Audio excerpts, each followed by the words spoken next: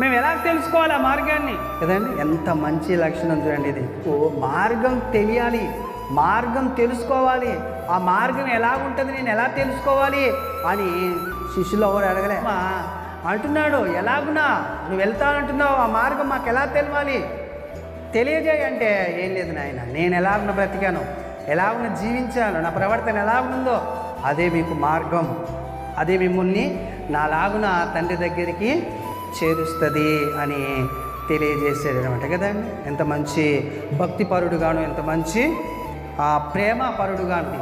అక్కడనేమో మరణానికైనా మనం సిద్ధపడి వెళ్ళాలన్నాడు, ఇక్కడనేమో ఎలా తెలుసుకోవాలి మేము, మాకు చెప్పని ఆరాటం. గురువైన మా పరలోకపు తండ్రి, నీ కుమారుడైన యేసుక్రీస్తు నామంలో పరిశుద్ధాత్మ సహాయం చేతని పిల్లలం నీ కుమారుడు యొక్క పునరుద్ధాన దినము నీ మాటలు ధ్యానించాలని ఆశపడి ఆసక్తితో విధేయత చూపుతూ నీ మందిరంలో కూర్చొని ఉన్నాను దేవా.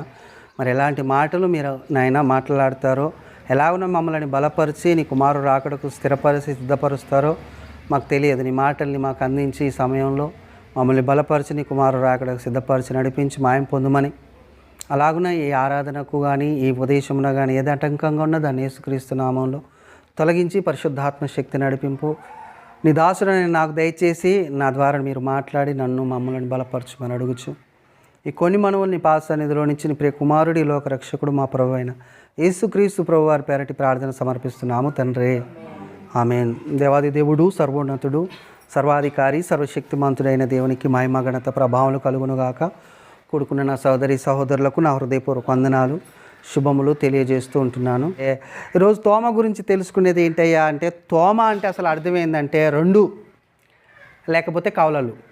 దిదుమ అనేది ఉంటుంది ఆయన పేరు, దిదుమ అనబడిన తోమ అని రాయబడి ఉంటుంది బైబిల్లో. ఆయనని దిదుమ అనేవాళ్ళు.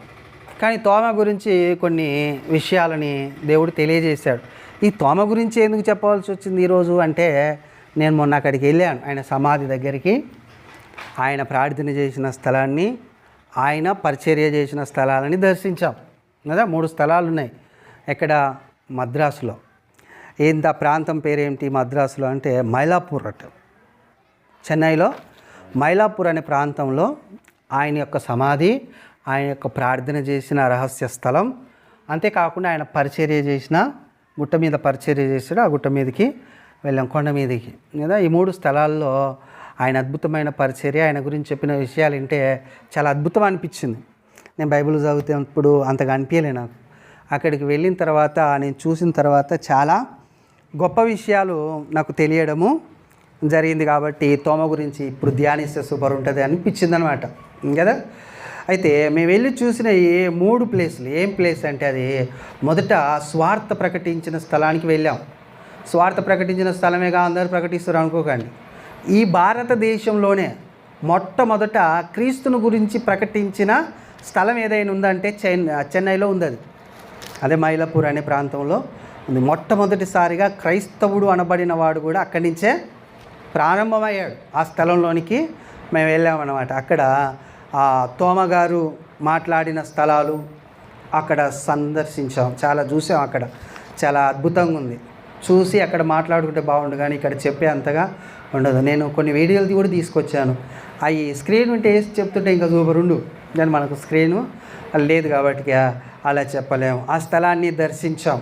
అక్కడ అనేకమైన అద్భుతాలు ఆయన తోమగారు చేశారట సువార్త ప్రకటిస్తున్నప్పుడు. ఏదంటే చాలామంది క్రైస్తవులు తయారు చేశాడు తోమ ఆ ప్రాంతంలో. దాని తర్వాత ఇంకొంచెం చిన్న కొండ, ఇదే నేను ఫస్ట్ సువార్త ప్రకటించింది పెద్దది, అది పైకి ఎక్కాలి చాలా లోతు. అక్కడి నుంచి చెన్నై పట్టణాన్ని చూస్తే మొత్తం కనబడేస్తుంది. ఆ కొండ మీద నుంచి చెన్నై పట్టణాన్ని చూసాం మేము. చెన్నై పట్టణం మొత్తం కనబడింది చివరి వరకు. అంత పైకి ఉంటుంది అనమాట ఆ కొండ. ఆడికి ఎక్కి చూడడం జరిగింది ఆయన పరిచర్యలన్నీ. తర్వాత ఆయన ప్రార్థన చేసిన స్థలానికి వచ్చినాం. ఇది అద్భుతం. ఆయన ప్రార్థన చేసిన స్థలము అద్భుతం. ఎందుకంటే ఒక కొండ గృహ, రాళ్ళను తొలిపించి సమాధులు చేసేవాళ్ళు క్రీస్తు కాలంలో. అలాగున ఒక కొండనికి ఏమంటారు దాన్ని, గొయ్యి లేకపోతే గృహ లెక్క చేశారు. ఇట్లా వంగిపోవాలి, ఒక్కలే పట్టే అంత ప్లేస్ ఉంటుంది. అలాగపోతే ఇంకేం కనబడదు, చీకటి ఉంటుంది. కొంచెం లైట్లు వేసారు కాబట్టి మాకు ఆ లైట్ తీసేస్తే అలా ఏం కనబడదు. ఆ రోజులలో లైట్లు కరెంట్లు లేకున్నాలి కదా, చీకట్లే ఆయన ఉండొచ్చు. అయితే దానికి ఒక కిటికీ ఒక రంధ్రం ఉంది. ఆ వెలుతురు గాలి పీల్చుకోవడానికి అది. అయితే ఇప్పుడు అలా లేదండి, దాని మీద పెద్ద చర్చి కట్టేశారు, చాలా బాగుంది అది. అయితే ఆ గృహలో లేకపోతే ఆ గొయ్యిలో 13 ఏళ్ళు ప్రార్థన చేశాడంట తోమగారు. 13 సంవత్సరాలు ఆ చెన్నై పట్టణం, ఇండియాలో లేకపోతే ఆసియా అని అంటది బైబిల్లోనైతే. ఆసియాలో ఉండిన వాళ్ళందరూ రక్షణలోనికి రావాలని 13 సంవత్సరాలు ప్రార్థన చేశారంట. అక్కడ అద్భుతం ఏంటంటే ఆయన ఒక రాయి మీద ఇలా చేతులు పెట్టి ప్రార్థించేవాడు. మీకు చూపిస్తాను. ఇలా ప్రార్థించేవాడు ఆయన. ఈ 2 చేతులు ఆ రాయి మీద అచ్చులు పడిపోయాయి లోపలికి. అలాగనే రాయి మీదనే ఆ 2 చేతులు లోపలికి ఇలాగ అచ్చులు మంచిగా మనం 2 చేతులు పెడితే మన 2 చేతులు ఆ రాయి మీద పడిపోతున్నాయి. 13 ఏళ్ళు ప్రార్థన చేసి అనడానికి అదొక్కటి చాలా అనిపించింది నాకు. నా వెంట వచ్చిన చాలామంది సేవకులు ఏడ్చేశారు. ఈ గృహలో 13 సంవత్సరాలు ప్రార్థన అయినా ఎలా చేయొచ్చు అని చాలా ఏడ్చేశాడు. ఆయన కొరకు కాదు, ఆయనకు భార్య లేదు, పిల్లలు లేరు, ఎవరో ఆసియాలో ఇండియాలో నశించిపోతున్న వారి కొరకు వచ్చి ప్రార్థన చేశాడు 13 ఏళ్ళు ఆ గృహలో. అక్కడ నీళ్ళు ఇచ్చేవాళ్ళు ఉన్నారో లేరో, అన్నం ఇచ్చేవాళ్ళు ఉన్నారో లేరో అని చాలా. అక్కడి నుంచి ఇంకొక స్థలం ఉంటుంది కిందికి, అక్కడ ఆయన సమాధి చేయబడింది. ఏ గృహలోనైతే ఆయన ప్రార్థన చేసేవాడు ఆ గృహలోనే ఆ కిటికీ గుండా ఈటలు దూర్చి చంపేశారట. ఆయన ఈటతో పొడి చేసి చంపేశారు ప్రార్థన చేస్తున్న సమయంలో. ఆయన సమాధి ఆయన ఎలా పొడిచారనేవి 2 ఫోటోలు లెక్క బొమ్మలు లెక్క విగ్రహాలను చేసి పెట్టారు. ఆయన సమాధి కూడా అక్కడనే ఉంది. అక్కడ ఉన్న అద్భుతం ఏంటంటే ఆయన సమాధి దగ్గర ఆయన ఎముకలు ముట్టుకుంటే స్వస్థత వస్తుందంట. ఆయన ఎముకలు కొన్ని మ్యూజియం లాగా పెట్టారు అద్దాలలో. ఏదైనా రోగం ఉన్న వాళ్ళు ఆయన ఎముకలు ముట్టుకుంటే స్వస్థత వస్తుందని వాళ్ళు నమ్మకం. అది వాస్తవానికి అది నిజమేంతో అబద్ధం ఎంతో మనకు తెలియదు, కానీ అక్కడ ఉన్న వాళ్ళు చెప్పారనమాట. అయితే అక్కడికి పోయి మీరు చూసేది కాదయ్యా, చేసేది ఉంది మీది ఇక్కడ అని ఒక ఆమె చెప్పింది.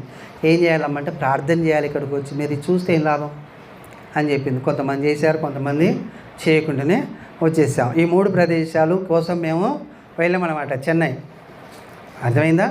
కానీ అది చూడదగ్గ ప్రదేశం. ఎందుకంటే అలాంటి వ్యక్తి గురించి అపోస్తులుడైన అంటే యేసుక్రీస్తు చూసి ఆయనని తాకి కదా ఆయనతో మాట్లాడిన వ్యక్తి తోమగారు. ఆయన ఎక్కడెక్కడ పరిచర్య చేశాడో, ఎక్కడెక్కడ ఆయన సమాధి ఉంది, లేకపోతే ఎక్కడ ప్రార్థన చేశాడో అది చూడడం చాలా అదృష్టంగా భావిస్తున్నాను నేను. అదే ఆనుక్ తాత గారు లేకపోతే ఇది సాధ్యం కాకపో. దాదాపుగా 50,000 ఖర్చు వచ్చింది ట్రిప్పుకు. 12 మందికి 50,000 ఖర్చుతోని ఆయన తీసుకెళ్ళి మమ్మల్ని మరలా క్షేమంగా ఇంటికి చేర్చాడు. మా వలన అయితే కాకపో, కనీసం 5-6 వేలు పెడితే వెళ్ళే స్థలం కాదు, అందరం కాబట్టి అంత ఖర్చు అయింది. ఒక్కొక్కరు చాలా ఎక్కువ అవుతుంది ఆడికి. కాబట్టి అలాంటి ప్రదేశంలో ప్రార్థన చేశాడు, అక్కడనే చంపబడ్డాడు. అక్కడనే ఆయన జీవితం అంతా ముగించడానికి కారణం ఏంటయ్యా? ఆయన ఎలాంటి వ్యక్తి అసలు? తోమ గురించి బైబిల్లో ఏం రాయబడింది? తోమ గురించి మనం నేర్చుకునేది ఏమైనా ఉందా అనేది మనం ఆలోచిస్తే, తోమ అంటే సందేహం, చాలా అనుమానం ఉన్న వ్యక్తిగా కనబడతాడు మనకు కదా. పదే యేసుక్రీస్తు ప్రభు వారిని నమ్మడు. ఆయన మరలా లేచి మన మధ్యలోనికి వచ్చిందంటే ఏమంటాడు శిష్యులతో, లేకపోతే అక్కడున్న అపోస్తులతో ఏమంటాడు? నేను నమ్మను, ఆయన రంధ్రాలలో ఏలిపెట్టి చూస్తే తప్ప నేను నమ్మను అనే మాట మాట్లాడింది కూడా తోమే. ఇప్పుడు ఆయన గురించి ముందు ఇంత చెప్పాను కదా. ఆయన బైబిల్లో చూస్తే నమ్మకస్తుడుగా మనకు కనబడతాడు. అంతేకాకుండా సేమ్ టైం ఆయన చాలా ప్రేమగల వ్యక్తిగాను భక్తిపరుడుగాను కూడా కనబడతాడు బైబిల్లో. ఒక సందర్భంలో లాజర్ని లేపడానికి వెళ్తున్నప్పుడు అందరి శిష్యులు ఆటంకపరుస్తారు ఆయనని. వెళ్ళొద్దు, నిద్రించుచున్న వాడిని మనం ఎందుకు లేప వెళ్ళేది, వాడే లేస్తాడు, పండుకున్నాడు అంటున్నావు కదా అని అంటాడు. వాళ్ళకి అర్థం కాక తోమ ఏమంటాడంటే, అక్కడ మనం వెళ్ళాలి, ఆ పని విషయంలోనే కాదు, అవసరమైతే ఈయనతో చనిపోవడానికైనా మనం వెళ్ళాలని అక్కడ ఉన్న వాళ్ళని బలపరిచి యేసుక్రీస్తు ప్రభు వారితో కలిసి వెళ్ళడం జరుగుద్ది. ఆ బలపరిచిన వ్యక్తి ఎవరయ్యా అంటే తోమ కదా. అంతేకాకుండా మనకు యేసుక్రీస్తు ప్రభు వారు నేను వెళ్తాను, మీకు ఇల్లు సిద్ధపరుస్తాను, మరలా తిరిగి నేను వస్తాను అన్నప్పుడు మేము అక్కడికి ఎలా రావాలి, మాకు మార్గం ఎలా తెలుస్తుంది అని తెలుసుకోవడానికి కూడా ఇష్టపడ్డ వ్యక్తి ఎవరయ్యా అంటే తోమ గారు కదా. ఇటు అపనమ్మకము, ఇటు భక్తిపరుడు ప్రేమపరుడుగాను మనకు కనబడతాడు. అపనమ్మకస్తుడుగా కనబడతాడు, సందేహించేవాడిగా కనబడతాడు. అంతేకాకుండా ఇంకా ప్రేమ భక్తి గలవాడి కూడా కనబడతాడు. వాటిని మనం ధ్యానించడానికి ప్రయత్నం చేద్దాం. యోహాను సువార్త 11వ అధ్యాయము 16వ వచనంలో చూడండి, ఆయన ప్రేమ భక్తి ఎక్కడ. దిదుమ అనబడిన తోమ ఆయనతో కూడా చనిపోవుటకు మనం వెలుదామని తన తోటి శిష్యులతో చెప్పాను. ఏమని చెప్తున్నాడండి? ఏమని చెప్తున్నాడు? ఆయనతో కూడా మనం చనిపోవటకైనా వెళ్ళాలి. చనిపోయినా లేపడానికి వెళ్దామంటే ఆటంకపరుస్తున్నారేంటి ప్రభువుని? ఆటంకపరచకుండా మనం వెళ్ళి ఇప్పుడు ఆయనతో పాటు అవసరమైతే ఆయన పని విషయంలోనూ, ఆయనని మనము చనిపోయే విషయంలోనూ, ఏ విషయంలోనైనా వెనుకకు మనం తిరగొద్దు అనే మాట మాట్లాడే వ్యక్తిగా కనబడుతున్నాడు కదండి. వాస్తవానికి అక్కడ పడుకున్నాడు అంటున్నావు కదా, నిద్రించుచున్నాడు లాజరు, వెళ్దాం మనం లేప వెళ్ళాలి అంటున్నావు కదా ప్రభువా, మనం అవసరం ఏం లేదులే ఆయనే లేస్తాడు అనే ఆ ధోరణిలో కొంతమంది శిష్యులు కనబడుతున్నారు. అక్కడ యేసుక్రీస్తుని వద్దులే అని చెప్తున్నారు. కానీ ఈయన ఏం చేస్తున్నాడంటే వెళ్ళాలి, మనం అవసరమైతే ఆయనతో కలిసి చనిపోవడానికి కూడా సిద్ధపడాలి అనే మాట మాట్లాడుతున్నాడు తోమ గారు. అంటే ఎంత భక్తి ఉంది చూడండి, కనిపిస్తుంది. మనం చనిపోవటానికి కూడా అంటున్నాడంటే ఇక అర్థం చేసుకోవాలి మనం. ఇక అంతకు మించిన భక్తి మనము చూపించలేము, చెప్పలేము. భక్తిపరుడు అని కూడా అనలేము. ఇది ఒకటోది, ఆయనది మంచి భక్తిపరుడు, ప్రేమ కలిగిన వాడు అనేది.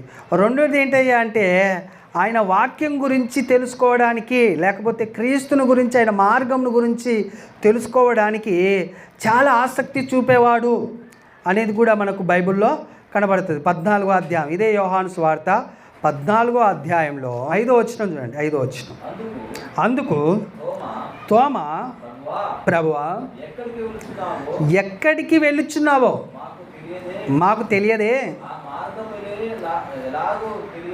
ఆ మార్గం ఎలాగూ తెలియనని ఆయనని అడగగా, ఆయనలో ఒక చింత ఉంది చూడండి.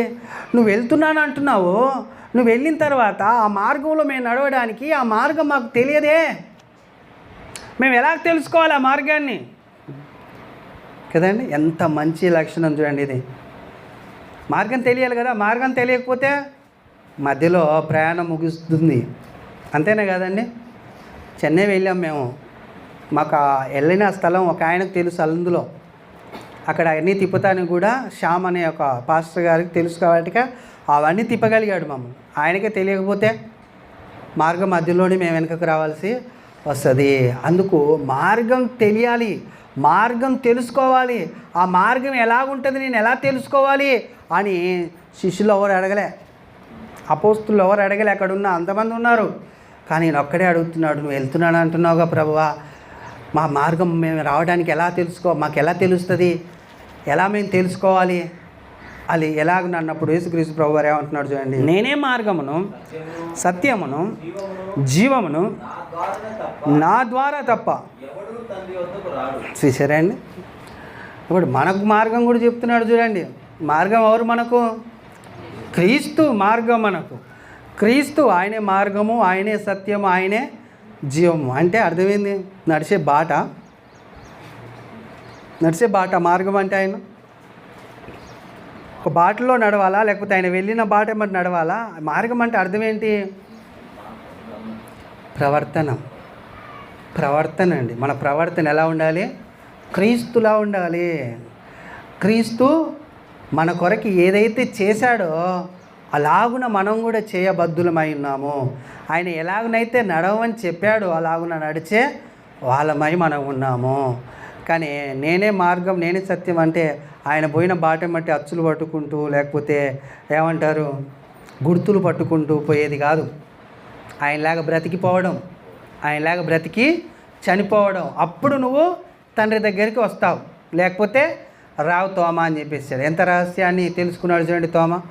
మా ప్రశ్న లేకపోతే యేసుక్రీస్తు ప్రభు వారు ఆ మాట అనేవాడే కాదు. తోమ అంటున్నాడు, ఎలాగునా నువ్వు వెళ్తానంటున్నావు, ఆ మార్గం మాకు ఎలా తెలవాలి, తెలియజేయి అంటే, ఏం లేదు నాయన, నేను ఎలాగున బ్రతికాను, ఎలాగున జీవించాను, నా ప్రవర్తన ఎలాగునుందో అదే మీకు మార్గం, అదే మిమ్మల్ని నాలాగున తండ్రి దగ్గరికి చేరుస్తుంది అని తెలియజేసాడు అనమాట కదండి. ఎంత మంచి భక్తిపరుడుగాను, ఎంత మంచి ప్రేమ పరుడుగాను. అవసరమైతే ప్రేమ ఏం చేస్తుంది? మరణమంతా బలవంతమైనది.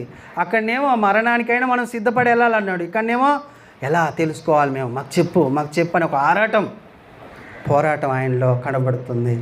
ఇంత మంచి భక్తిపరుడు కదండి. 2 తలంపుల వ్యక్తి, లేకపోతే అవిశ్వాసి, లేకపోతే చాలా అంటారు ఈయనని. తోమ తొందరపడి టకటక మాట్లాడే వ్యక్తి కూడా. ఎందుకంటే యేసుక్రీస్తు ప్రభువారిని సరిగా నమ్మలేదంటాడు. కానీ ఆయన మొదటి జీవితం ఎలా కనబడుతుంది మనకు? ఒక భక్తిపరుడుగాను, ఒక ప్రేమమయుడు కనబడుతుంది. అయితే రెండో కోణంలో మనం ఆలోచిస్తే 20వ అధ్యాయం, ఇదే యోహాను సువార్త 20వ అధ్యాయము 24వ వచనంలో చూడండి. 20వ అధ్యాయం 24వ వచనంలో, యేసు వచ్చినప్పుడు 12 మందిలో ఒకడైన దిదుమా అనబడిన తోమ వారితో లేకపోయెను గనుక తక్కిన శిష్యులు మేము ప్రభువుని చూచితిమని అతనితో చెప్పగా, అతడు నేను ఆయన చేతులలో మేకుల గుర్తును చూసి నా వేలు ఆ మేకుల గుర్తులలో పెట్టి నా చెయ్యి ఆయన ప్రక్కలో ఉంచితేనే కానీ నమ్మను అని అందరితో చెప్తున్నాడు. ఇంత భక్తిపరుడు, ఇంత ప్రేమమయుడు ఏమైపోయాడు? నమ్మకం లేనివాడుగా అయిపోయాడు. అయితే ఈయన భక్తి లేకపోతే ప్రేమ ఎలాగున మనం తీసుకోవచ్చు అంటే, కనబడుతున్న మనిషినే ఆయన చూసి ప్రేమించగలిగాడు, భక్తి చేయగలిగాడు. కనబడని యేసుక్రీస్తులో ఉండిన దేవుని ప్రేమని కానీ దేవుని ఉద్దేశాన్ని కానీ ఎరగలేదు, తెలుసుకొనలేదు. కాబట్టి ఏమైపోయాడు? ఏమొచ్చేసింది ఆయనలోనికి? అవిశ్వాసం, అపనమ్మకము వచ్చేసి నేను నమ్మను అని ఖచ్చితంగా చెప్పేసరే, మనం ఆయన కొరకు ప్రాణమైన పెట్టాలి అని అంటారేంటి? ఆయన తోమే నేను నమ్మను అనేస్తున్నాడు. చూడండి, చూసారా? భక్తి జీవితం, ప్రేమ, దేవుని పట్ల ఉన్న ప్రేమ ఎంత సేవట్లు ఎగిరిపోతుందండి. ఆ విశ్వాసం వచ్చేస్తే, అపనమ్మకం వచ్చేస్తే కదండి. దేవుణ్ణి మనం ఎంతో ప్రేమిస్తున్నట్టు, ఎంతో గొప్పగా ఆయన కొరకు ప్రయాసపడుతున్నట్టు కనబడే మనమే ఒక్కో టైంలో ఎలా కనబడతాం? ఇలాగనే కనబడతాం. అపనమ్మకస్తుల్లాగున, అవిశ్వాసుల్లాగున కనబడేస్తాం. అప్పుడు ఎంతో బాధ ఎవరికి? దేవుడికి. అందుకనే వచ్చేసాడు. చూడండి, కింది వచ్చిన చదవండి. 8 దినములైన తర్వాత ఆయన శిష్యులు మరలా లోపల ఉన్నప్పుడు తోమ వారితో కూడా ఉండెను. తలుపులు మూయబడి ఉండగా యేసు వచ్చి మధ్యను నిలిచి నీకు సమాధానము కలుగునుగాక అనెను. తరువాత తోమను చూసి నీ వేళ్ళు ఇటు చాచి నా చేతులు చూడుము, నీ చెయ్యి చాచి నా ప్రక్కలో ఉంచి అవిశ్వాసివి కాక విశ్వాసివై ఉండుమనెను. చూసారండి ఎంత పొరపాటు జరిగిపోయిందో. మొదటి శిష్యులు కూడుకున్నప్పుడే ఈ తోమ అక్కడ ఉన్నాడు అనుకో, ఏమవు? అవిశ్వాసి కాకపోవు. ఆ భక్తి జీవితం అలాగనే కాపాడుకునేవాడవు, ఆ ప్రేమ జీవితం అలాగనే ఉండేదయ్యుండు. కానీ మొదటిసారి లేకపోవడం ద్వారా ఏమొచ్చేసింది? నాకు అపనమ్మకం వచ్చేసింది, అవిశ్వాసం వచ్చేసింది కదండి. యేసుక్రీస్తు రాకడ ఇలాగనే ఉంటుందండి, సేమ్. మరలా 8 మంది కూడుకున్న కాడ ఆయన సడన్గా ప్రత్యక్షమయ్యాడు. అయినా కాలేదు. ఒకసారి తోమ లేనప్పుడు శిష్యుల ప్రత్యక్షమైండు. తోమ లేడు కాబట్టి మరలా తోమ వచ్చినప్పుడు నిజంగా మేము యేసుక్రీస్తు ప్రభు వారిని చూసాం, ఆయన మా మధ్యలోనికి వచ్చి నేను నమ్మను అనేసాడు ఆయన. రెండోసారి ప్రత్యక్షమైనప్పుడు తోమ అక్కడ ఉన్నాడు కాబట్టి తోమ మాట్లాడటానికి ఏం లేదు. యేసుక్రీస్తు ప్రభు వారే నువ్వు అవిశ్వాసిగా ఉన్నావు అని చెప్పేశాడేమంటే. అవిశ్వాసి ఈయన అన్నందుకు కాదు, లేనందుకు వచ్చింది. అర్థమవుతుందా మీకు? మొదటనే శిష్యులు కూడుకున్న సమయంలో ఈ తోమ అక్కడ ఉంటే మొదటనే కనబడేవాడు, ఇంకా అవిశ్వాసి ఎందుకు అయ్యేవాడు? కాకపోయేవాడు. అయితే మనం ఇక్కడ నేర్చుకోవాల్సింది ఏంటంటే, దేవుని సంఘం చాలా ప్రాముఖ్యమైందండి. అనాది కాల ప్రణాళిక ఇజ్రాయేల్ ప్రజలందరినీ సమాజముగా, సంఘముగా కూడుకోమని తెలియజేశాడు. అక్కడి నుంచి క్రమాన్ని తీసుకొచ్చి ఒక రాజ్యంగా స్థాపించాడు. దేనిగా స్థాపించాడు? రాజ్యంగా, దేవుని రాజ్యంగా స్థాపించాడు. దేవుని రాజ్యం అంటే పరిపాలన చేసేది ఎవరు? దేవుడు. అల్పుడు అని నేను కాదు. అల్పుణ్ణి, ఇక్కడ నా యజమానిసి, నా యొక్క పెద్దతనం కాదు, ఇక్కడ దేవుని పెద్దరికం, దేవుని పరిపాలన జరుగుతుంది. ఆయన రాజదండం పట్టుకొని ఇక్కడ ఉంటాడు. నీ కళ్ళు తెరిస్తే కనబడతాయి. ఏ కళ్ళు? హృదయ నేత్రాలు తెరిస్తే కనబడతాయి. ఈ కళ్ళతో చూస్తే ఈ చిన్న గోడలు అనిపిస్తాయి. ఇక్కడ కూడుకున్న వాళ్ళ మీద అంతగా పెద్ద ఏముందిలే వాళ్ళు అలాంటి ఇలాంటి. ఇది దేవుని రాజ్యం. మీరు ఒక ఆ యేసుక్రీస్తు శరీరంలో ఒక అవయవం అంటే ఎలా ఉంటుంది? Super great. మనం రాజ్యంలో ఒక వారసులము, లేకపోతే దేవుని రాజ్యంలో యేసుక్రీస్తు దేహంలో ఒక అవయవములు. ఆదివారం రాకుంటే ఎట్లుంటుంది?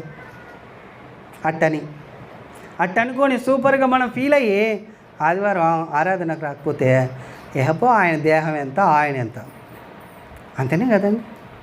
ఆయన దేహంలో అవయవాలం అంటే యేసుక్రీస్తు ఇక్కడ వచ్చి కూర్చున్నాడు. ఆయన చెయ్యిరినోన్నో కూర్చున్నాడు, కాలు ఎరిగినోన్నో కూర్చున్నాడు కదా. చెవులు లేవు, కళ్ళు లేవు యేసుక్రీస్తుకు. ఎట్లుంటుంది? మనందరం అదొక అవయవం కదా అండి. ఎవరమైతే ఆదివారం చర్చికి రామో వాళ్ళ ఒక అవయవం తీసేసినట్టు యేసుక్రీస్తులో నుంచి.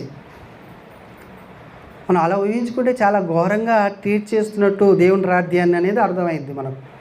లేకపోతే ఏముంది లేకపోను అనే ఆలోచన వచ్చేసి అలా వచ్చినప్పుడు ప్రమాదం ఏముందయ్యా అంటే కూడుకోకపోవడం ద్వారా తోమ అవిశ్వాసిగా కనబడుతున్నాడు. తోమ నువ్వు అవిశ్వాసివి కాక విశ్వాసివై ఇక నుంచైనా ఉండు అని ఆ మాట పడవలసిన అవసరము వచ్చింది. పోయిన ఆదివారము యేసుక్రీస్తు రాకడైతే ఎంతమంది తప్పిపోయారు వాళ్ళండి? ఎంత నష్టం జరిగేదంటే అంత నష్టం జరిగేది. అలాంటి ఆలోచనలు నాకు వస్తాయి, మీకు వస్తాయో రావు నాకు తెలియదు, కానీ అవి వస్తాయి. అసలు అలా అవటానికి కారణం ఏంది? తోమ అంటే కూడుకోపోవడమే అని తెలుస్తుంది మనకి. ఇక్కడ మంచిగా ధ్యానం చేస్తే దాన్ని చదవండి మీరు ఇంటికి వెళ్ళిన తర్వాత కూడా. మొదటిసారి శిష్యులతో కలిసి ఉంటే ఈయన నేను ఏలు పెట్టి చూడను, నేను చేయి పెట్టి చూడను అనే మాట రాకు. ఆ మాట ఎందుకు వచ్చిందయ్యా అంటే ఈయన చూడలే ఫస్ట్, నేను నమ్మను అని చెప్పేసాడు. అందుకు ఈ మాట పడిపోయాడు. 28 చూడండి, 28. ఇప్పుడు ఏమంటున్నాడు చూడండి. ఇక అందుకు తోమ ఆయనతో నా ప్రభువా నా దేవా నేను, యేసు నీవు నన్ను చూసి నమ్మితివి, చూడక నమ్మువారు ధన్యులని అతనితో చెప్పాను. చూసి నమ్మితే ఏం లాభం తోమ? చూడక నమ్మాలంటే రూపం కాదు, వాక్యాన్ని చూసి నమ్మేవాడు ధన్యుడనమాట. అంటే అక్కడ ఏం చెప్తున్నాడంటే రాబోయే రోజులలో నన్ను చూడకుండా కూడా చాలా విశ్వాసం కనపరిచే వాళ్ళు, నమ్మకస్తులు ఉంటారయ్యా. తోమ నువ్వు నన్ను చూసి నమ్మినావు, ఇది పెద్ద ధన్యత ఏమీ కాదు అని తెలియజేశాడనమాట యేసుక్రీస్తు ప్రభువారు. కానీ ఈరోజు కూడా చాలామంది వాక్యాన్ని నమ్మలేని వాళ్ళుగా ఉన్నారు. ఎందుకున్నారయ్యా అంటే వాళ్ళు ఒకటి కనబడుతుంది. ఏంటయ్యా అంటే మనుషుల పారంపర్యాచారాలు. వాటిని బట్టి దేవుని యొక్క మాట కానీ దేవుని యొక్క ఆజ్ఞ కానీ చాలా చిన్నగా అయిపోతుంది కదండి. అందుకనే తోమలో ఈ లక్షణాలు ఏం కనబడలేదు. ఆయన ధ్యానిస్తున్నప్పుడు ఇలా కూడా పెద్దల పారంపర్యాచార్యాలు ఉంటాయి. ఎవరికి? తోమ యోధుడు కదా. తోమ ఎవరు? యోధుడు అయినప్పుడు ధర్మశాస్త్రం ఉంటుంది కదా. ధర్మశాస్త్రంలో ఉండిన విధులు అనుసరించాలి కదా. ఆ విధుల్లో కూడా మోసే కొన్ని నియమించిన విధులు ఉన్నాయి. వాటిని అనుసరించి కూడా తప్పిపోయిన వాళ్ళు ఉన్నారు. కానీ వాటిని ఏమీ అనుసరించలే. ఈయన లోపం ఎక్కడుందయ్యా అంటే శిష్యులతో మొదట ఉండే స్థానంలో ఉంటే అయిపోయేదన్నమాట. ఇప్పుడు ఈ యేసుక్రీస్తు ప్రభువారితో ఈ మాట పడేవాడు కాకుండా ఉండేవాడు అనమాట. అలా పడ్డాడు కాబట్టి ఏమైంది? అవిశ్వాసివి కాక అవిశ్వాసివి ఇప్పటి నుంచి నువ్వు ఉండు అని చెప్పి యేసుక్రీస్తుతో మాట పడిపోయాడండి కదా. అలాంటి మాట మనకు కూడా వర్తిస్తుంది కాబట్టి మనం జాగ్రత్తగా ఉండాలి. ఇప్పుడు మనము తోమ గురించి కొన్ని విషయాలు తెలుసుకున్నాం కదా. అయితే ఇప్పుడు మనము ఎలా ఉండాలి అంటే తోమగారు పత్రికలు ఏం రాయలేదండి బైబిల్లో, ఎందుకో తెలియదు. ఆయన చేసిన పరిచర్య చాలా ఉంది. కానీ పేతురు గారు పత్రిక రాశారు, యోహాన్ గారు పత్రికలు రాశారు, పౌలు గారు పత్రికలు, యూదా కూడా, యాకోబు కూడా పత్రిక రాశారు. కానీ తోమ పత్రిక ఎందుకో మరి దేవుడు రాయించి ఇందులో పెట్టలేదు. ఆయన హతసాక్షి మరణం చాలా గొప్ప విషయమే, కానీ ఆయన పత్రికలు మాత్రం రాయించలేదు, తెలియదు. కానీ పేతురు గారు కొన్ని విషయాలు చెప్పారండి. భక్తుడు ఎలా బతకాలి అనే విషయంలో కొన్ని విషయాలు మనకు తెలియజేస్తాడు. వాటిని ధ్యానించడానికి ప్రయత్నం చేద్దాం. మొదటిగా 1 పేతురు పత్రిక 1వ అధ్యాయం 18వ వచనం. పితృపారంపర్యమైన మీ వ్యర్థ ప్రవర్తన విడిచిపెట్టునట్లుగా వెండి బంగారములను వంటి క్షయ వస్తువుల చేత మీరు విమోచింపబడలేదు కానీ అని అంటున్నాడు. అంటే అర్థమైందంటే మీరు మరలా మీ పెద్దల ఆచారాలు, పెద్దల యొక్క కోరికలు, పెద్దల యొక్క ఉద్దేశాలు, మనుషుల యొక్క ఆలోచనలను బట్టి మీరు నడవటానికి మీరు సామాన్యమైనంగా విమోచింపబడలేదు. సామాన్యమైన బంగారం వెండిది కాదు మీకు ఇచ్చి ఇడిపించింది యేసుక్రీస్తు అని చెప్తున్నాడు అనమాట. అర్థమవుతుందా? మీరు ఎలాగున విమోచింపబడ్డారంటే బంగారం క్షయమైంది, అది కరిగిపోతుంది అగ్నిలో వేస్తే, అంతేనే కదండి. అంతేకాకుండా వెండి క్షయమైంది, అలాగున కరిగిపోయి నశించేది కాదు మిమ్మల్ని విడిపించింది. ఎక్కడి నుంచి విడిపించింది? మీ పెద్దల పారంపర్యాచారాలలో నుంచి విడిపించిన దేవుడు ఎంత గొప్ప వెల చెల్లించాడంటే అది నశించిపోయేది కాదు, అది క్షేమైపోయేది కాదు, అమూల్యమైనది, విలువైనది, గొప్పది. తన ప్రాణం, తన ప్రేమ, తనలో ఉండిన సర్వం ఎవరు? తన ఏకైక జనతైక కుమారుడు అని ఉంటుంది బైబిల్లో. ఆయనని అప్పజెప్పేశాడు పెద్దల పారంపర్యాచారాలలో నుంచి మనం బయటపడడానికి. అంతేనా కదా? లోకంలో 2 తలంపులు కలిగిన వ్యక్తులు ఎలా ఉంటారంటే ఒకలేమో మనుషుల మాటలు, ఒకటేమో దేవుని మాటలు. ఈ 2 మాటలనే వింటుంటాము. కానీ ఈ పెద్దల పారంపర్య ఆచారాలని వెంబడిస్తే ఏమంటాడు తెలుసా దేవుడు? మీరు దేవుని ఆజ్ఞని బొత్తిగా మర్చిపోయారు, మీరు దేవుని ఆజ్ఞని బొత్తిగా మర్చిపోయారు అనే మాట దేవుడు మాట్లాడతారు. ఇంకొంచెం కిందికి రండి. ఎలాగనంటే మనం అమూల్యమైన రక్తము చేత అనగా నిర్దోషమును నిష్కలంకమునగు గొర్రె పిల్ల వంటి క్రీస్తు రక్తము చేత విమోచింపబడితిరని మీరెరుగుదురు కదా. మీకు తెలియదా విషయం? మీరు పెద్దల యొక్క పారంపర్యాచారాలని వీడి దేవుని దగ్గరికి రావటానికి మీకు ఆ పెద్దలకు మధ్యలో ఎంత పెద్ద వెల చెల్లించాడు దేవుడు, మీకు తెలియదా? మీరు ఎరుగుదురు కదా అంటున్నాడా. ఆనాటి చెదిరిపోయిన క్రైస్తవులందరికీ రాస్తూ పేతురు గారు మాట్లాడుతున్నాడు. మీరు మళ్ళా ఆ పెద్దల పారంపర్యాచారాల కిందికి వెళ్ళకుండా ఇదిగో నా మాటలు వినండి అని చెప్పే విషయంలో నిజంగానండి యూదులు ఏం చేసేవాళ్ళు? దేవుని యొక్క ఆజ్ఞని పక్కకు దోసేసి పెద్దల పారంపర్యాచారాలను బట్టి నడిచేవారు. మచ్చుకొకటి మనం చూద్దాం. మత్తయి సువార్త 15వ అధ్యాయం 3వ వచనంలో చూడండి. అక్కడ యేసుక్రీస్తు ప్రభు వారు వాళ్ళని గద్దించే సమావేశం ఒకటి ఉంటుంది. మీరును మీ పారంపర్యాచర్య నిమిత్తమై దేవుని యొక్క ఆజ్ఞను ఎందుకు అతిక్రమిస్తున్నాడు ప్రశ్నిస్తున్నాడండి. ఎవరు? యేసుక్రీస్తు ప్రభు వారు. ఎవరిని? దేవుని పిల్లలైన యూదుల్ని. ఏమంటున్నాడు? మీరు మీ పితృల యొక్క పారంపర్యాచారాలను బట్టి దేవుని ఆజ్ఞను ఎందుకు అతిక్రమిస్తున్నారు? మీ పితృలా, మీకు యజమానులు దేవుడా? మిమ్మల్ని కాపాడేది మీ పితృలా దేవుడా? మిమ్మల్ని రక్షించింది మీ పితృలా దేవుడా? రేపు రక్షించబోయేది మీ పితృలా దేవుడా? ఏదైనా ఆపదొస్తే కాపాడేది దేవుడా మీ పితృలా? మరి మీరెందుకు దేవుని ఆజ్ఞని బొత్తిగా విడిచిపెట్టారు అనేటట్లు మాట్లాడుతున్నాడు. తల్లిదండ్రులను గణపరచమనియు తండ్రినైనను తల్లినైనను దూషించువాడు తప్పక మరణము పొందవలెనని. ఏంటంటే తప్పక మరణము పొందవలెననియు దేవుడు సెలవిచ్చెను. మీరైతే చూడండి, ఒకడు తన తండ్రినైనను తల్లినైనను చూచి నా వలన నీకేది ప్రయోజనమగునో అది దేవార్పితమని చెప్పిన ఎడల తన తండ్రినైనను తల్లినైనను ఘనపరచ నక్కరలేదని చెప్పుచున్నాడు. మీరు మీ పారంపర్యముల నిమిత్తమై దేవుని వాక్యం నిరార్థకము చేయుచున్నారు. చూసారండి, దేవుని ఆజ్ఞని మీ పెద్దల మాటలు విని మీరు దేవుని ఆజ్ఞని నిరార్థకము అంటే వ్యర్థంగా దాన్ని చేసేశారు. ప్రశ్నిస్తున్నాడు, ఎందుకు ఇలా చేస్తున్నారు? అలా చేయొచ్చా?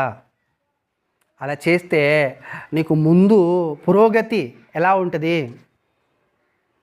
రక్షణ ఎలా ఉంటుంది? ఏం చెప్తారండి యూదులు సమాధానం? ధర్మశాస్త్రం ఉంది వారి చేతిలో, దేవుడు తెలుసు వాళ్ళకు, దేవుడి పిల్లలు, దేవుని వాక్యం వాళ్ళు తప్పకుండా ధ్యానం చేస్తారు, తప్పకుండా చదువుతారు. వాళ్ళు సమాజ మందిరాలు ఉన్నాయి వాళ్ళకు. కానీ వాళ్ళు చేసే పని ఏంటంటే, ఎవడైనా వచ్చి ఇదిగో నీ తల్లిని ఎందుకురా సన్మానిస్తున్నావు, నీ తండ్రికి ఎందుకురా అవన్నీ దేవునికి ఇచ్చేసేయి అని చెప్తే చేస్తారట వాళ్ళు.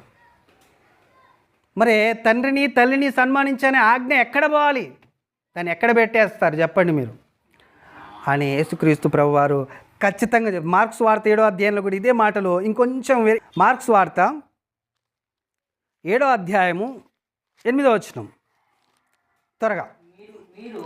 మీరు దేవుని ఆజ్ఞను విడిచిపెట్టి మనుషుల పారంపర్యాచారమును గైకొనుచున్నారు మరియు మీరు మీ పారంపర్యాచారమును గైకొనుటకు ఏం చేస్తారట? బొత్తిగా అంటే జీరో, బొత్తిగా అంటే జీరో, మొత్తం అసలు గుర్తుకే రాకుండా ఆ దేవుని ఆజ్ఞ గుర్తుకే రాకుండా ఏం చేస్తున్నారు? నిరాకరించుదురు. అదే చెప్తాడు అనమాట. అదే ఇప్పుడు మనం అక్కడ చదివింది అదే చెప్తాడు. ఆ విషయమే, తల్లిదండ్రుల్ని సన్మానించాలి. మీ తల్లిదండ్రులు ఎవరు చెప్పండి? ఆత్మీయ తల్లిదండ్రులు ఎవరు చెప్పండి? 1 రాధ్యం, 2 దేవుడు. దేవుని యొక్క రాధ్యం నీ తల్లి అయితే, దేవుడి యొక్క ఆజ్ఞ లేకపోతే దేవుడు నీ తండ్రి. ఆత్మీయ తల్లిదండ్రులు మనుషులు గారండి. బైబిల్ చెప్పలే మనుషుల్ని తండ్రి అనవని చెప్పలే. కానీ నీ తండ్రి ఎవరు అంటే దేవుడు గుర్తుకు రావాలి. నీ తల్లి ఎవరు అంటే సంఘం, దేవునికి వధువుగా దేవుని భార్యగా సిద్ధపడుతున్న సంఘం తల్లి మనకు గుర్తుకు రావాలి. నీ తల్లిని నీ తండ్రిని సన్మానించకుండా ఏం చేస్తున్నావు? ఎవడో ఒకటి చెప్పిన దాన్ని పాటిస్తున్నావు. ఎందుకు అలా చేస్తున్నావు అని అంటున్నాడు అనమాట. చెయ్యొచ్చాది అని ప్రశ్నిస్తున్నాడు. ఎవరు? యేసుక్రీస్తు ప్రభువారు అక్కడున్న యూదులతో చెబుతున్న మాటలు కదా. ఇవన్నీ ఎలా వచ్చాయి? యూదుల నుంచే వచ్చాయి, క్రైస్తవుల్లోనికి కూడా. చూడండి, కొలసి పత్రికలో కూడా ఇయే మాటలు. ఎలాంటి తత్వజ్ఞానం చేత మోసపోతున్నారని అక్కడ పౌలు గారు గద్దిస్తాడు. కొలసి పత్రిక 2వ అధ్యాయము 8 వచనం చూడండి. అక్కడ కూడా 8వ వచనం. ఆయనను అనుసరింపక మనుషుల పారంపర్యాచారములను అనగా బాగినాలి ఈ లోక సంబంధమైన మూలపాఠములను అంటే అయ్యే పెద్దల పారంపర్యాచర్యలు. మూలపాఠాలు ఎక్కడి నుంచి వచ్చాయి అంటే పెద్దల్లో నుంచి వచ్చాయి. ఏంటి అండి మూలపాఠాలు అంటే? మారమ్మ పండగ, ఎల్లమ్మ పండగ, పుల్లమ్మ పండగ ఏముంటాయి చూడండి. ఆ పండుగలు యాంచి వచ్చాయి? పెద్దలు యొక్క పెట్టారు, వాళ్ళు పెడితే వచ్చాయి మనుషులు. ఇప్పుడు మనం బాపనైనా కాడికి పోతాం. ఆయన ఏం చేస్తాడు? ముహూర్తాన్ని బట్టి ఒక పండగ, ఒక ముహూర్తాన్ని బట్టి ఒక పెళ్ళి, ఒక ముహూర్తాన్ని బట్టి ఒక కార్యం ఏం చేస్తాడు? ఆయన పెడతాడు. దాన్ని మనం ఫాలో అయ్యామంటే ఏం చేస్తున్నట్టు మనం? ఈ మూలపాఠములు వాటిని అనుసరిస్తే ఏమంటున్నాడు చూడండి. అనగా లోకం యొక్క మూల పాఠములను అనుసరించి మోసకరమైన నిరార్థక తత్వ జ్ఞానము చేత చెరపట్టుకొని పోయి పోవాడెవడైనా శిష్యరండి, అలాంటి వాడెవడైనా ఉంటాడు, జాగ్రత్తగా ఉండండి కదా అండి. అలాంటి వాళ్ళు ఉంటారు, మీరు జాగ్రత్తగా ఉండండి. ఏం కాదు, చేయొచ్చు. క్రైస్తవులు కూడానండి దేవుని ఆజ్ఞ విషయంలో అలా చేయకూడదు నాయన అని ఎవరైనా చెప్తే ఏం కాదు అని చెప్తోళ్ళు ఎగేస్తోళ్ళు అంటారు చూడండి. ఎగేస్తారు అంటారుగా, అలాగనే ఎగేసి దిగేస్తోళ్ళు కూడా క్రైస్తవులు ఉన్నారు. కాబట్టి మీరు జాగ్రత్తగా ఉండండి. పెద్దల యొక్క పారంపర్యం చర్యలని పాటిస్తూ ఉన్నారు నాయన. అది ఏ జ్ఞానం అట? తత్వజ్ఞానం. తత్వజ్ఞానం అంటే లౌకిక జ్ఞానం, శరీర సంబంధమైన జ్ఞానము. ఈ జ్ఞానం చేత అనేకులు ఏం చేస్తారు? రా ఈ పాఠం ఇందురా, లేకపోతే ఈ కార్యం చేద్దాం రా, లేకపోతే ఈ పనులు చేద్దాం రా అని అంటారు కదా. తెలియని వాళ్ళకైతే ఇది చెప్పొచ్చు, కానీ తెలిసిన వాళ్ళు కూడా అలాంటివి చేస్తున్నారు క్రైస్తవ్యంలో. అందుకే ఆయన ఏమంటున్నాడంటే జాగ్రత్తగా మీరు ఉండండి. ఎందుకు అంటే మీకు కూడా అబుద్ధి, అది మీకు కూడా ఏమైద్ది? అబుద్ధి. కాబట్టి అలాంటి వారితో మీరు జాగ్రత్తగా ఉండండి కదండి. ఇన్ని విషయాలు చెప్తున్నాడు. ఆజ్ఞ అతిక్రమించకుండా పెద్దల పారంపర్యాచారాన్ని బట్టి మీరు నడవకూడదు. ఒకవేళ ఇన్ని విషయాలు చెప్పినాక కూడా నడిచారనుకో, ఏం చేయాలి పౌలు గారు అంటే? పౌలు ఏమంటాడు తెలుసా? తీతు అలాంటి వారిని నిలబెట్టి కడుగి గద్దించి పంపించేసే అంటాడు. చూడండి, తీతు పత్రిక 1వ అధ్యాయం 13వ వచనం. ఈ సాక్ష్యము నిజమే, ఈ హేతువు చేత. ఇంతకు ఏ సాక్ష్యం అటండి? 12వ వచనం చూడండి. వారిలో ఒకడు అనగా వారి సొంత ప్రవక్తలలో ఒకడు ఇట్లనెను, స్త్రీలను ఎల్లప్పుడూ అబద్ధికులను, దుష్ట మృగములను, సోమరులను, తిండిబోతులనై ఉన్నారు. ఈ సాక్ష్యం నిజమే అంటున్నాడు అనమాట. ఏ సాక్ష్యం అంటే ఇలాంటి మనుషులు కూడా ఉన్నారు. 13వ వచనంలో ఈ సాక్ష్యం నిజమే, ఈ హేతువు చేత వారు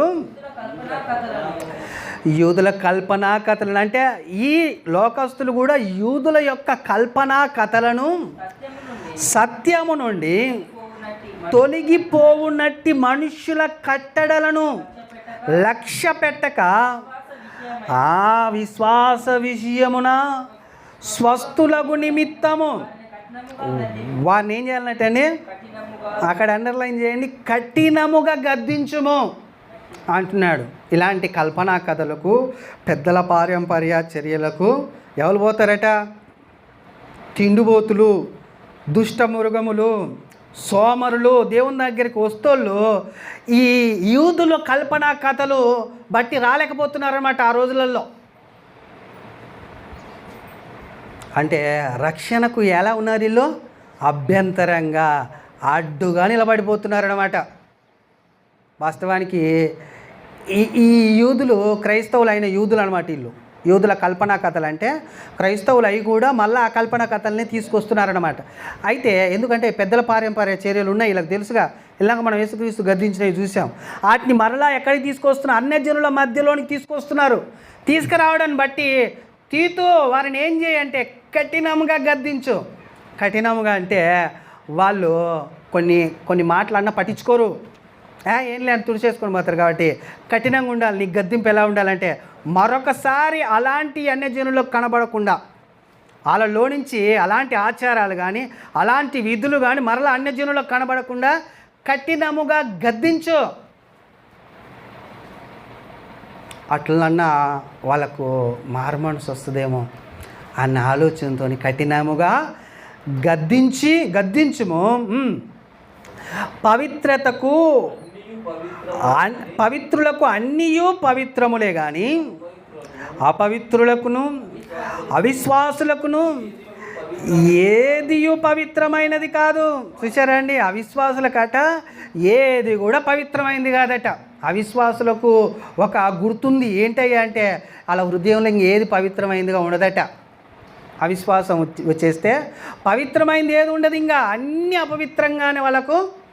అవిశ్వాసం చాలా చెడ్డదండి. అవిశ్వాసము చాలా చెడ్డది. ఎందుకంటే ఆయన కనబడేది అలాగనే ఉంటుంది, వాళ్ళు చెప్పేది అలాగనే ఉంటుంది, వాళ్ళ చేష్టలు కూడా ఎలాగుంటాయి? అవిశ్వాసంగానే ఉంటాయి. కాబట్టి వాళ్ళకి ఏది కూడా పవిత్రమైనది కాదు. వారి మనస్సును, వారి మనస్సాక్షియు అపవిత్రపరచబడి ఉన్నవి. వాళ్ళ మనస్సు ఎలా ఉంది? వారి మనస్సాక్షి ఎలా ఉందంటే అపవిత్రపరచబడి ఉన్నవి. దేవుణ్ణి ఎరుగుదుమని వారు చెప్పుకొందురు కానీ అసహ్యులను, అవిధేయులను, ప్రతి సత్కార్య విషయంలో భ్రష్టులునయుండి తమ క్రియల వలన ఆయన్ను ఎరగమన్నట్టున్నారు. తమ క్రియల వలన ఎరగమన్నట్టున్నారు. ఇప్పుడు యూదులు తల్లిని తండ్రిని సన్మానించాలి, పర్వాలేదని పక్కకు పెట్టి వేరే చేస్తే చూస్తున్న అన్యులు ఏం చేస్తారు? వీళ్ళు దేవుణ్ణి ఎరిగేర్రా ఎరగలేదురా అసలుకి అనేటట్లు వాళ్ళకి అనిపించదు. అట్లా ఎరిగి కూడా ఎరగమన్నట్టే ఉన్నారు. వీళ్ళు దేవుణ్ణి నమ్ముకుని చిచిచి వీళ్ళు దేవుణ్ణి నమ్ముకున్నారంటారు కానీ మొత్తం అయ్యే పనులు, అయ్యే బుద్ధులు, అయ్యే ఆలోచనలు అలా ఉన్నారనమాట. ఎవరున్నారు? కల్పనా కథలు చెప్పు యూదులు దేవుని పిల్లలే. అట్టి వాళ్ళు ఉన్నారు. అట్టి వారిని ఏం చేయి? గద్దించు, కఠినముగా గద్దించు. ఎందుకంటే దేవుని రాజ్యం పాడైపోద్ది తీతో. దేవుడు గాయపడుతుంది ఆయన హృదయం, దేవుడు ఏడ్చేస్తాడు. అలాంటి వాళ్ళు సంఘం, సమాజం దేవుని రాజ్యంలో ఉంటే చాలా ఇబ్బంది. ఏం చేశారయ్యా ఇంతకు వీళ్ళు అంటే ఆజ్ఞను అతిక్రమించడం పాపం. ఎలాంటి పాపం అయ్యా అంటే చాలా ఘోరంగా ఉంటుందండి. బైబిల్లో తెలుసుకోవాలి. నేను పాలు తాగేవారు కానీ చూసి చాలా విషయాలు చెప్పట్లేను బైబిల్లో. నిజంగా చెబితే నేను కైగట్టి లేకపోతే ఏదో పురిగొల్పుకుంటూ చెప్పేలాగా అనిపిస్తుందేమో అని బాధపడతారేమో, వాళ్ళ హృదయం ఎక్కడ దెబ్బతింటుందో అని చెప్తాను. కానీ బైబిల్ ఏం చెప్తా అలా చెప్పేవాడు పనికిరాడు దేవుడి సేవకు అని చెప్పేస్తుంది. అంత ఘోరంగా దేవుని వాక్యాలు కనబడతాయి. మచ్చుకొకటి ఈరోజు మీకు చెప్పడానికి ప్రయత్నం చెప్పేసి ముగించేస్తాను నేను. ఆదివారపు ఆరాధన మానుకుంటే ఏమంటుంది బైబిలు? నేను చెప్పట్లేనని మీకు వచనాలు పెడతా, మీరే చదవండి. తీసిందా కొండి మాత్రం మరలా చదవండి. నిర్గమాకాండం 20వ అధ్యాయము 10వ వచనం. నిర్గమాకాండము 20వ అధ్యాయం 10వ వచనం. 7వ దినం నీ దేవుడైన యెహోవాకు విశ్రాంతి దినము, దానిలో ఏంది? నీవైనను నీ కుమారుడైనను నీ కుమార్తె అయినను నీ దాసుడైనను నీ దాసి అయినను నీ పశువు అయినను నీ ఇండ్లలో ఉన్న పరదేశి అయినను ఏ పనియు చేయకూడదు. ఎప్పుడు? 7వ దినం అంటే వాళ్ళకు విశ్రాంతి దినం. మనకు 7వ దినం ఏ దినం? ఏ దినం మనకు? పునరుద్ధాన దినం. యేసుక్రీస్తు చనిపోయి తిరిగి లేచిన దినము. వాళ్ళది గొప్పదా మనది గొప్పదా? ఆలోచించండి. వాళ్ళకి చెప్పాడు, మనకు చేసి చూపించిన దినం. వాళ్ళకేమో చెప్పాడు విశ్రాంతి అని. విశ్రాంతి ఎట్లా అయ్యా అంటే ఇదే విశ్రాంతి అని చనిపోయి తిరిగి లేచి చూపించిన దినం. ఏంటిది? ఆదివారపు దినము. అయితే ఇలా చెప్పాడు. ఇది ఆజ్ఞ. 20వ అధ్యాయంలో ఆజ్ఞ ఇది, నిర్గమకాండం 25.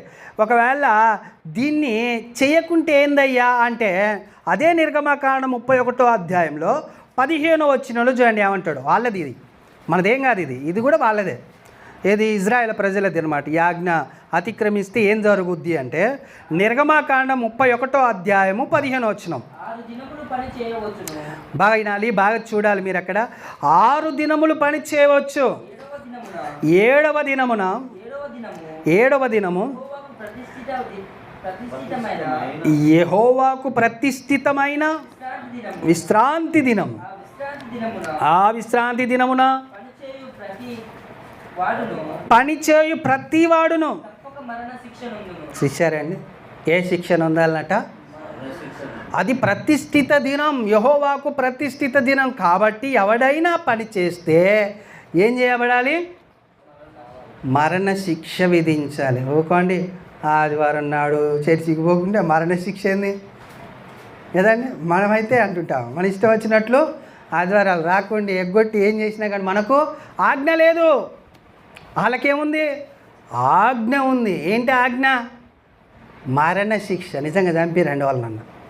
ఆదివారం నాడు బైబిల్లో వాళ్ళని చంపిరా అలా విశ్రాంతి దినం నాడు పోకుంటే అంటే కట్టెలేరిండటండి ఒకడు పోయి. ఆదివారం నాడు ఏమేరాడట? కట్టెలేరాడట. పోయి ఆయన పట్టుకొని బిర్రుగా పోయి పట్టుకొని ఇటు విశ్రాంతి దినమున కట్టెలేరాడు. మోసే ఏం చేద్దాం ఏంటంటే అప్పటి వరకు ఒకటి దొరకలే. ఇప్పుడు ఏం చేయాలి, నేను కూడా ఏం చెప్పాలని అట్నే పెట్టిరాట. దేవుడు చెప్పిందాక అన్ని మందిరంలో పెడితే దేవుడు వచ్చేసి చెప్పేసిందట. ఏమని తెలుసా? ఏం కాదురా, క్షమించేసేయండి, ఏం కాదు, వదిలిపెట్టేసేయండి అని. లేదండి, ఆయన్ని తీసుకువెళ్ళి లోయలో నిలబెట్టి రాళ్ళు తీసుకొని కొట్టి చంపండి అన్నాడు. ఎవరు? దేవుడే. చూడండి సంఖ్యాకాండము 15వ అధ్యాయము 32వ వచనం. ఇజ్రాయేలు ఒకడు విశ్రాంతి దినమున ఏం చేసినట్టండాడు? ఏ దినమున? విశ్రాంతి దినమున కట్టెలు ఏరుట చూచిరి. వాడు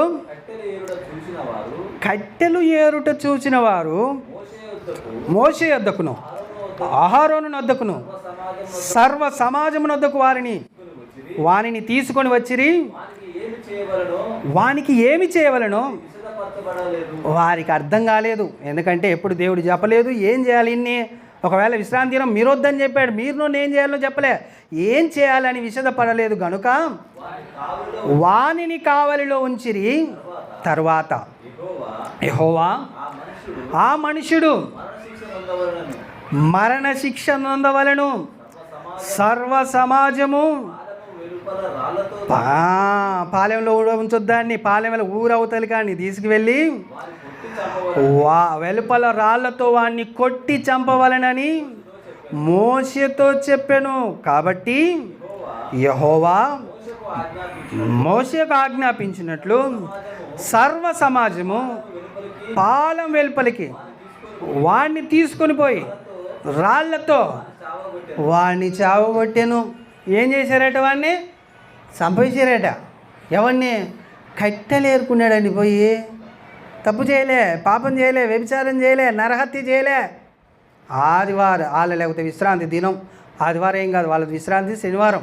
ఆ శనివార దినమున కట్టెలేరాడట పోయి. దేవుడు ఏందండి ఇంత కఠినము? కట్టెలేరినందుకు చంపేస్తారా అంటే అవును ఆయన ఆజ్ఞ అతిక్రమమే పాపము. ఆజ్ఞ, దేవుని ఆజ్ఞనే. దాన్ని ఎలా చూడాలన్నట? ప్రేమతో ఆజ్ఞ ఎలాంటిదట అంటే ప్రేమ, దేవుని ప్రేమ. ఈయన్ని ఎందుకు చంపాల్సి వచ్చింది తెలుసా అండి? ఇంకా ఎవడు మరలా ఫస్ట్ దొరికింది ఈడే, ఇజ్రాయేల్ ప్రజల్లో ఫస్ట్ దొరికింది ఈడే. ఇంకా మరలా ఇంకొకడు అలాంటిది చేస్తాడండి అని చూసిన అందరు కొట్టాలి రాళ్ళు తీసుకొని. ఇజ్రాయేల్ సమాజం మొత్తం అని రాళ్ళు తీసుకొని కొట్టి చంపేయాలి. అప్పుడు అందరు చూస్తారుగా. ఇక ఇంకెవడైనా చేయడానికి సంకోచించాడా? భయపడతాడు తప్పకుండా. అలాగున్న భయపడడానికి దేవుడు ఏం చెప్పాడు? మోషే తీసుకువెళ్ళి పాలెం అవతల నిలబెట్టి అందరు రాళ్ళు తీసుకొని కొట్టేవాడిని చంపేసేయని కదండి. ఇది అన్యులకు తెలిసింది అనుకోండి. ఇదేంది దేవుడు కట్టెలేరుకుంటాను, వానికి ఆకలి కట్టెలేరుకుంటాను పోతే అని చంపేస్తాడంటే, అయ్యా ఆకలి కాకుండా ఆకాశం నుంచి మన్నాన్ని కురిపించిండు, బండ నుండి నీళ్ళు ఇచ్చిండు. బట్టలు లేవు, నువ్వు తొడుక్కున్నదే అది పెద్దగా 40 ఏళ్ళు అయిందా అదే.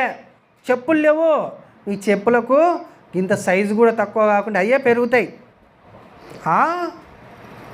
ఎంత స్పెషాలిటీ ఇచ్చి దేవుడు అయ్యా ఆదివారం లేకపోతే అలా శనివారం విశ్రాంతి దినం జాగ్రత్త అని చెప్పి కట్టెలేరుతాని పోతావు. ఎందుకు నీ కట్టెలు ఎందుకు చెప్పు? వండుకొని తింటానికే కట్టెలు. ఆల్రెడీ మన్న గురుస్తుందిగా, అప్పుడు మన్న గురుస్తున్నా నేను కట్టెలు ఎందుకు చెప్పింగా? అదనమాట. అర్థమవుతుందా? ఇప్పుడు మరి విశ్రాంతి దినం వాళ్ళకు మనకి ఏం లేదుగా కదండి, ఏం లేదుగా. మనకు ఆదివారం రాకున్నా కానీ ఏం కాదు అనే ధైర్యం వచ్చింది అనుకోవరికైనా. ఆ ధైర్యాన్ని ఎలా తుంచేస్తారో తెలుసా అండి? హెబ్రీ పత్రిక ముగించుకుందాం. హెబ్రీ పత్రిక 10వ అధ్యాయం 24వ వచనం చేయండి. హెబ్రీ పత్రిక 10వ అధ్యాయము 24వ వచనం. కొందరు మానుకొనుచున్నట్లుగా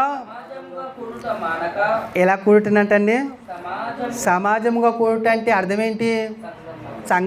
సంఘం కూడుకొనుట, సంఘం విశ్రాంతి దినమున కూడుకొనుట, లేకపోతే పునరుద్ధాన దినము, లేకపోతే పరిశుద్ధ దినం. ఈ పరిశుద్ధ దినము కూడుకొనుట మానక ఆజ్ఞ అండి. ఇది కూడా ఒకరిని ఒకరు హెచ్చరించుకొనుచు ఆ దినము ఏ దినము? యేసుక్రీస్తు రాకడ దినం సమీపించే కొలది. ఒక ఆయన ఆ దినం సమీపించేసరికి ఆడిపోయిండు, చేపలు పడతానికి పోయినట్టుంది. తోమగారు జాలరి ఆయన కరెక్ట్ యేసుక్రీస్తు శిష్యులందరూ కూర్చొని అయ్యో యేసుక్రీస్తు చనిపోయిన ఎట్లా అని ఆలోచిస్తలేడు. చేపలు పడతాను పోయినట్టుంది. కాబట్టి ఏమైంది, నాకు అవిశ్వాసం వచ్చేసింది. నువ్వు అవిశ్వాసి అని ఖచ్చితంగా ప్రభువే చెప్పేటప్పుడు చూడండి, శిష్యులందరూ ఒక స్థాయిలో ఉన్నారు. తోమగారిని ఏమైపోయింది అంతమందిలో కదా, అంత అవమానకరమైన మాట అన్నారు కదా. అందుకని ఇక్కడ అంటున్నారు, మీరందరూ ఎక్కడికి వెళ్ళొద్దు, సంఘంగా కూడుకోవాలి, ఒకరినొకరు ఏం చేసుకోవాలన్నట, హెచ్చరించుచు ఆ దినము సమీపించుట, అంటే క్రీస్తు రాకడ సమీపించుట మీరు చూచిన కొలది మరీ ఎక్కువగా అలాగు చేయొచ్చు, ప్రేమ చూపుటకును సత్కార్యములు చేయుటకును ఒకరిని ఒకడు కొలుపుకొనవలనని కూడుకొని ఏం చేయాలన్నట్టండి, ప్రేమ ఎట్లా చూపాలి, సత్కార్యములు ఎట్లా చేయాలన్నమాట, ఒక్కరికి ఒక్కరట చెప్పుకోవాలన్నట్టు, ఆలోచించాలన్నట్టు ఆ విషయాలని కూడుకొని. ఆజ్ఞ అండి ఇది, కొత్త నిబంధనలో క్రైస్తవులకు ఇవ్వబడిన ఆజ్ఞ. మనం ఇప్పుడు నిర్గమకాండంలో చదివింది, సంఖ్యాకాండంలో చదివింది ఇజ్రాయేలుకు ఆజ్ఞలవి, ఇదేమో మనకు ఆజ్ఞ. అయితే 26వ వచనం చూడండి, అలా చేయకపోతే ఏమంటాడో, మనము సత్యమును గూర్చి అనుభవ జ్ఞానం పొందిన తర్వాత బుద్ధిపూర్వకంగా పాపం చేసిన ఎడల పాపమునకు బలిక ఉండదు. కానీ పాపం బలి ఉండదంటే ఏందండి, పాపమును నువ్వు చేసిన ఇది పాపం అన్నట్టు ఆజ్ఞ అతిక్రమించడం, అది ఇంకా బలి లేదంటే యేసుక్రీస్తు మళ్ళీ చచ్చిపోతాడు వచ్చి, లేదనమాట, ఛాయిస్ లేదు. ఇక మళ్ళీ తప్పు చేస్తే నీకు ఇక ఛాయిస్ లేదని చెప్తూ న్యాయపు తీర్పు, అంటే యేసుక్రీస్తు రెండో రాకడలో తీర్పు కొరకు భయముతో ఎదురు చూచుటయు విరోధులకు దహింపబోవు తీక్షణమైన అగ్నియోనికను వండును. ఎవడైనను మోసే ధర్మశాస్త్రం నిరాకరించిన ఎడల 2-3 సాక్షుల మాట మీద కనికరింపకుండా వాడిని చంపించుదురు. ఇలాగ చంపించలే, కట్టెలేరుకున్నాను తీసుకొచ్చి ఏం చేయాలి, 2-3 ఉన్నారా, ఈ కట్టెలేరిరారా, ఏరినందుకు ఏం చేయాలి మరి, ఇప్పుడు మరణశిక్ష విధించాలి. 2-3 సాక్షులను పెట్టి అక్కడనైతే మరణశిక్ష, మనకేముంది మరి, మనకేముందండి, ఇంటున్నారా వాక్యం, ఇది చెప్పి ముగిస్తాను. మనకేముంది, మనకు లేదు మరణశిక్ష, ఏముంది కింద చెప్తాడు చూడండి, ఏం చెప్తాడు, ఇక ఇట్లుండగా దేవుని కుమారుని మనం ఒకవేళ మీరితే దేవుని కుమారుని పాదములతో త్రొక్కి తాను పరిశుద్ధపరచుటకును సాధనమైన నిబంధన రక్తమును అపవిత్రమైనదిగా ఎంచి కృపకు మూలమగు ఆత్మను తిరస్కరించిన వాడు, యేసుక్రీస్తు రక్తమును యేసుక్రీస్తును ఆత్మను మూడింటిని ఏం చేస్తున్నావు, తిరస్కరించిన వాడు ఎంత ఎక్కువైనా దండనకు పాత్రుడిగా ఎంచబడనని మీకు తోచును. కట్టెలేరిన వాడిని ఊకోకుంటే మీరు కూడుకోకుండా ఊరుకుంటాడు అంటున్నాడు. మోసే కట్టెలేరిన వాడిని ఏం చేశాడు, 2-3 సాక్షులను పెట్టి చంపించాడు. ఇప్పుడు కృపకు మూలమగు ఆత్మని, యేసుక్రీస్తు యొక్క పరిశుద్ధ రక్తమును, దేవుని యొక్క కుమారుడు యేసుక్రీస్తు ప్రభువారిని తిరస్కరిస్తున్నట్టు కూడుకుంటే మానితే, అర్థమవుతుందా మీకు? ఈ 3 పనులు చేస్తున్నారు. యేసుక్రీస్తు రక్తాన్ని తొక్కుతున్నారట, యేసుక్రీస్తుని తిరస్కరిస్తున్నారు, కృపకు మూలమగు ఆత్మని తొలగించుకుంటున్నారు. ఈ 3 చేస్తున్నారు కూడాని వారు. ఇప్పుడు చూడండి, ఇక శిక్ష ఏంటి అయ్యా అంటే, ఎంత ఎక్కువైన దండనకు పాత్రుడుగా ఎంచబడునని మీకు తోచును. ఇక మీరే ఆలోచించండి, కట్టెలేరునోని కొట్టి చంపితే ఈ 3 తిరస్కరిస్తున్న మీకు ఎంత ఎక్కువైన దండన ఉంటుందో మీరే ఆలోచించుకోరు అంటున్నాడు ఆయన. ఎంత ఉంటుందయా మా అంటే, ఏం చేస్తాడు దేవుడు అంటే కింద చెప్తాడు చూడండి, అది కూడా చెప్తాడు, మొత్తం తెలియజేశాడు దేవుడు, మనకి ఏది దాచి ఉంచలేదు. పగ తీర్చుట నా పని, నేను ప్రతిఫలమిత్తుననియు ప్రభువు తన ప్రజలకు తీర్పు తీర్చును అనియు చెప్పిన వారిని ఎరుగుదుము కదా. ఇంకేడనండి తట్టుకుంటావు నువ్వు అంటున్నాడు అనమాట. నువ్వు ఏడ తట్టుకుంటావు, ఇంకేనా ఆయన చేతిలో పడితే మహాభయంకరమైన పరిస్థితి. ఇక్కడ ఈ పనిలో ప్రభువా నన్ను క్షమించు, నేను మొదట వచ్చినప్పుడు అన్నాను చూడండి, ఒకవేళ ఏదైనా ఆజ్ఞ అతిక్రమించారేమో దేవుణ్ణి అడగండి క్షమిస్తాడు అంటే, ఇక్కడ ఆయన ఏమంటున్నాడంటే బుద్ధిపూర్వకంగా మీరు తప్పు చేస్తే మరలా బలిక లేదు. ఈ ఆదివారం గురించి మీకు తెలిసింది రహస్యం. ఈరోజు మళ్ళీ ఆదివారం రాలేదనుకోండి, బుద్ధిపూర్వకమైన పాపం అన్నట్టు అది. అలాగనే చేస్తే మళ్ళా యేసుక్రీస్తు వచ్చేమో మీ కొరకు బలి అయ్యి మళ్ళీ మీ పాపాన్ని క్షమించేది ఇంకా లేదు. బుద్ధిపూర్వకమైన పాపము, దానికి శిక్ష ఎవరేయరంట, దేవుడే. ఆయన చేతిలో పడుట మహాభయంకరము అని దేవుడు తెలియజేస్తున్నాడు. అర్థమైందండి? పెద్దల పారంపర్యాలు ఎంతవరకు తీసుకుపోతున్నాయి? దేవుని చేతిలోనికి తీసుకెళ్తున్నాయి. అంతే కదా. ఆదివారం మనం రావట్లేమంటే ఎవడో ఒకడు మన చెవులోనో లేకపోతే మన ముందో బూరు ఉత్తడు, బోరు తగిన మనం ఏం చేస్తాం? లోబడిపోతాం అన్నట్టు. దేవుని బోరు ఎడిపోయింది మరే, అది గుర్తుకే రాదు మనం కదండి. కాబట్టి పెద్దల పారంపర్యం. నీకు ఒకటి తెలుసా అండి, అసలుకి అమ్మని, అక్కని, చెల్లెని, అన్నని, తండ్రిని, తల్లిని వదిలేమన్నాడు దేవుడు.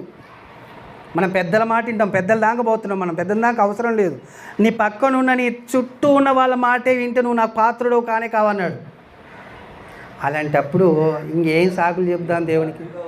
మాట వినొద్దు అన్నాడండి. దేవునికి వ్యతిరేకంగా వచ్చే ఏ మాట వినొద్దు. వాళ్ళు వద్దంటే ప్రార్థనకు అప్పుడే రావాలి, నువ్వు ప్రార్థనకు. వాళ్ళు ఎప్పుడైతే వద్దంటారో అప్పుడే రావాలి. అట్లా రివర్స్గా ఉండమని దేవుని వాక్యము సెలవిస్తుంది.